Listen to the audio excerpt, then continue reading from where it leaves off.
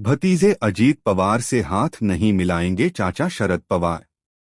राकांपा supremo ने गठबंधन की अटकलों को किया खारिज। एनसीपी एसपी के प्रमुख शरद पवार ने अपने भतीजे अजित पवार के साथ हाथ मिलाने की अटकलों को खारिज कर दिया है। उन्होंने कहा है कि वह कभी भी बीजेपी के नेतृत्व वाले गठबंधन का समर्थन नहीं करेंगे। शरद पवार का यह बयान मुंबई में एक पारिवारिक कार्यक्रम में दोनों नेताओं के एक साथ दिखने के बाद आया है। 3 अगस्त को पोते युगेंद्र पवार की सगाई के समारोह में शरद पवार और महाराष्ट्र के उपमुख्यमंत्री अजित पवार एक साथ दिखाई दिए थे। दोनों नेताओं के एक साथ दिखाई देने के बाद से राजनीतिक गलियारों में दोनों गुटों के पुनर्मिलन की चर्चाएं तेज हो गई थीं। सुप्रिया सुले ने शेयर की थी तस्वीरें।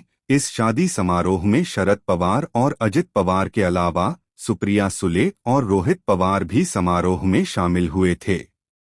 सुप्रिया सुले ने इस अवसर पर जोड़े को शुभकामनाएं देते हुए कार्यक्रम की तस्वीरें भी शेयर की थी।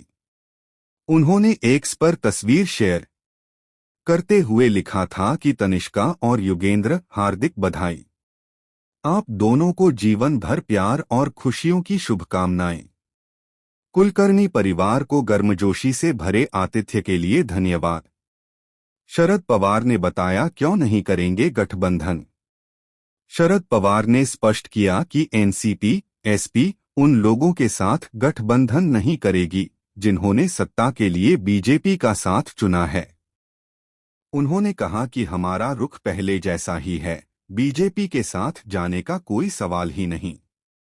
शरद पवार ने पहले भी अपने भतीजे के साथ फिर से जुड़ने की अटकलों को खारिज किया था। जून में पवार ने दोनों गुटों के बीच अटकलों को खारिज करते हुए कहा था कि उनकी पार्टी ऐसे किसी भी व्यक्ति के साथ गठबंधन नहीं करेगी जिसने सत्ता के लिए बीजेपी के साथ हाथ मिलाया है।